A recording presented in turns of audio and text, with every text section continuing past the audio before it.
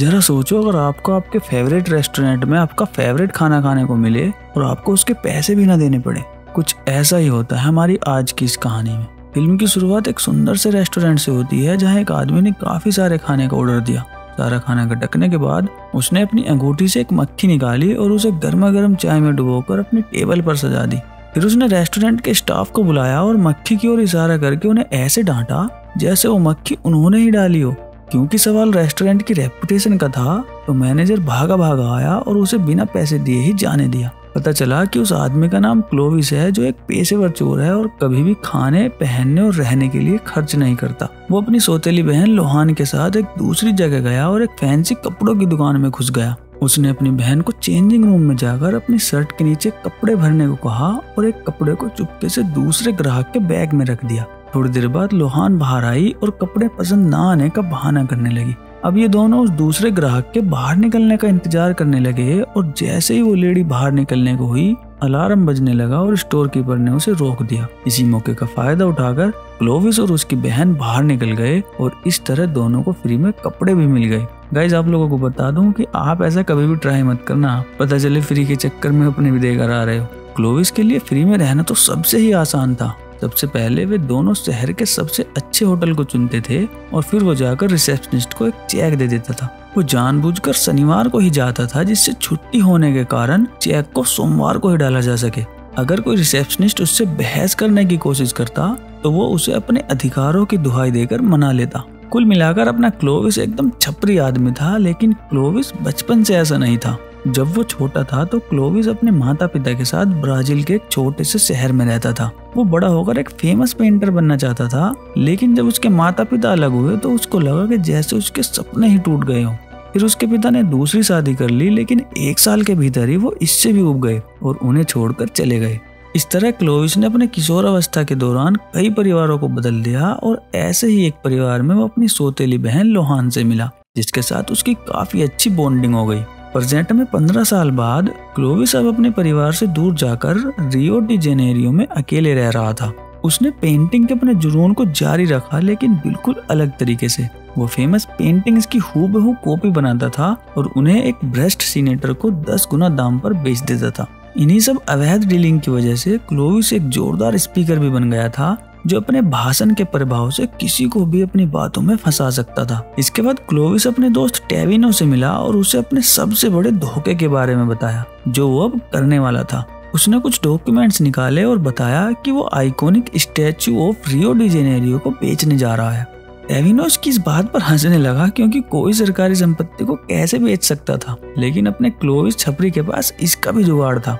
योजना के अनुसार वो सबसे पहले एक सरकारी रियल एस्टेट एजेंट बनकर उस जगह की सारी परमिशंस और ब्लूप्रिंट्स हासिल कर लेगा। इसके अलावा डीलिंग करने के लिए उसने एक नकली वेबसाइट भी बना ली। उसका मेन काम एक ऐसा भ्रष्ट बिजनेसमैन ढूंढना था जो कम कीमत पर ऐतिहासिक चीजें खरीदना चाहता हो।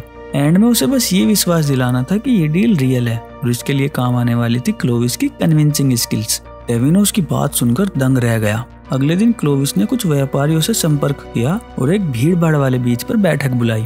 आश्चर्यजनक रूप से वे लोग आसानी से उसकी बातों में आ गए और इस डील के लिए राजी भी हो गए। इसके साथ उन्होंने क्लोविस को एक बड़ा ब्रीफ केस दिया जो लाखों ब्राजीलियाई पैसों से भरा था। उत्साहित होकर वो नाचने लगा और सारे पैसे बिस्तर पर बिखेर कर सो गया। हालांकि उसका ये उत्साह ज्यादा लंबा नहीं चला, क्योंकि अगली सुबह यह खबर सभी समाचारों में फैल गई। पुलिस ने उसे धोखेबाज बताते हुए उसका स्केच भी बनवा लिया था। डरा हुआ क्लोविस तुरंत टेविनो के गैराज में गया, लेकिन मदद मांगने के बजाय उसने उसकी एक कार ही चुरा ली। जब वो पैसे लेने के लिए वापस घर आया तो उसने देखा कि सीनेटर ने उसके घर को भी ट्रैक कर लिया था और उसके सारे पैसे भी गायब हो चुके थे। उसने जल्दी से अपना बचा हुआ सामान पैक किया, लेकिन जैसे ही वो भागने को हुआ उसकी सौतेली बहन लोहान उसकी गाड़ी से आ ठुकी। एक तो बेचारे का पहले से दिन खराब था, ऊपर से एक और मुसीबत आ पड़ी। लेकिन लोहान का दिन तो उससे भी खराब निकला। दरअसल 2 दिन पहले की बात है जब वो अपने ट्रेलर में बर्गर बेच रही थी।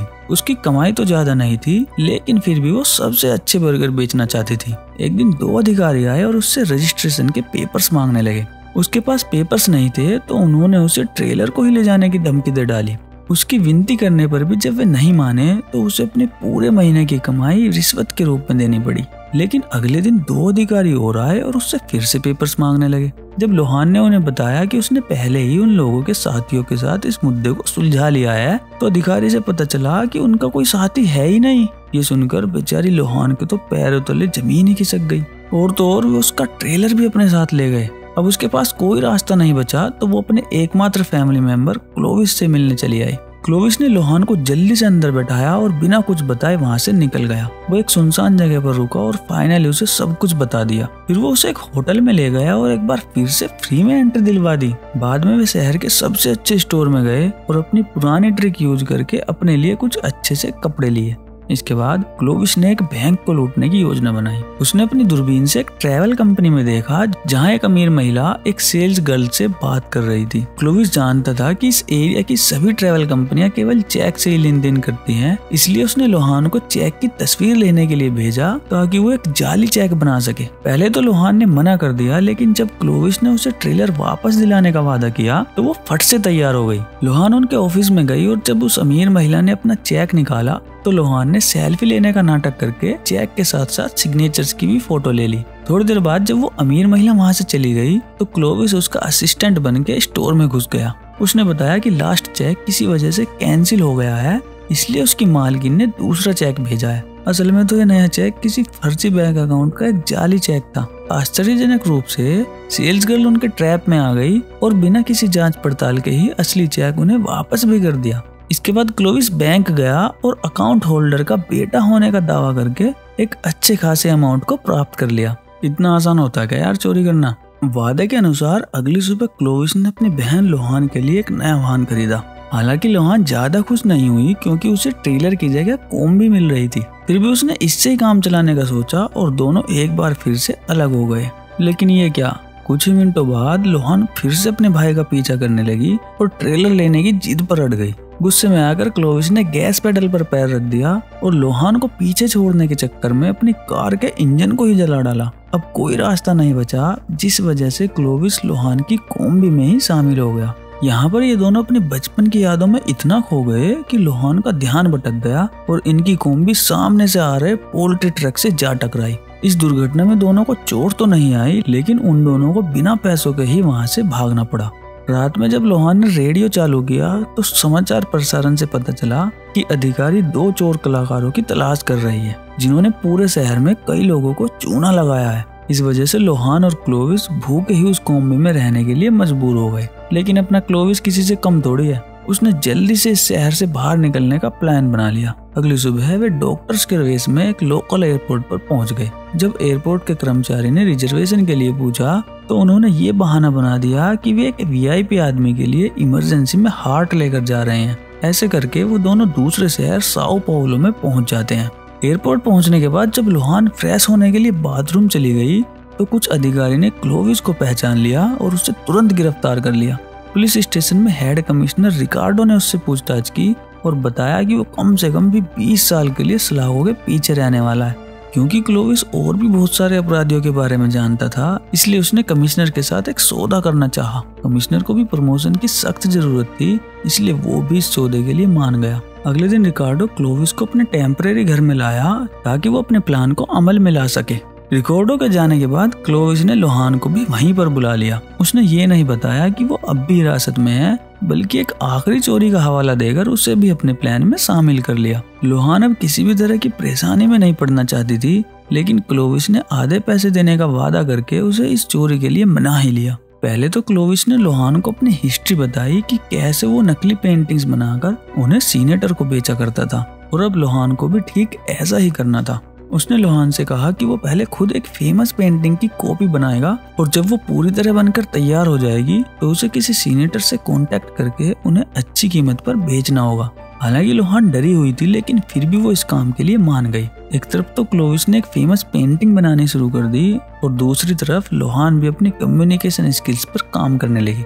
कुछ दिनों बाद पेंटिंग पूरी तरह से तैयार हो गई और क्लोविस ने उसे बेचने के लिए सीनेटर के असिस्टेंट से कांटेक्ट करने का भी जुगाड़ लगा लिया। जैसे ही उनके पास कॉल आई तो लोहान ने बड़े ही झिझकते हुए कॉल उठाई, लेकिन नर्वस होने के बावजूद उसने शानदार तरीके से बात की और 50 ग्रैंड पर डील क्लोज कर दी। अगले दिन वो एक कब्रिस्तान में रॉबर्टो से मिली और पैसे लेकर उसे पेंटिंग सौंप दी।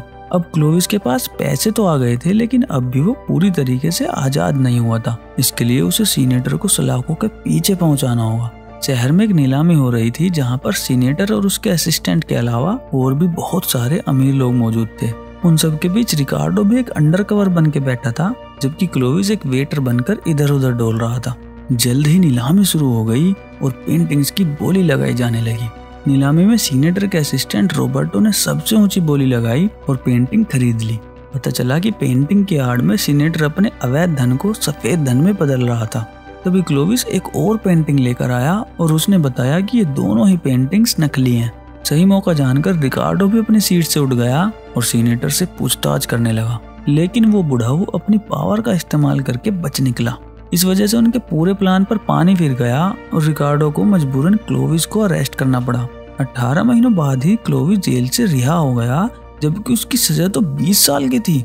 आखिर में भाई बहन की जोड़ी ने अपराध की दुनिया को छोड़कर एक फूड स्टोर लगाना शुरू कर दिया। धीरे धीरे काफी ग्राहक आने लगे और उनका ये बिजनेस अच्छा फलने फूलने लगा। तो अगर आपको फ्री में किसी रेस्टोरेंट में खाने का मौका मिले तो आप क्या खाना पसंद करोगे? कमेंट करके जरूर बताना।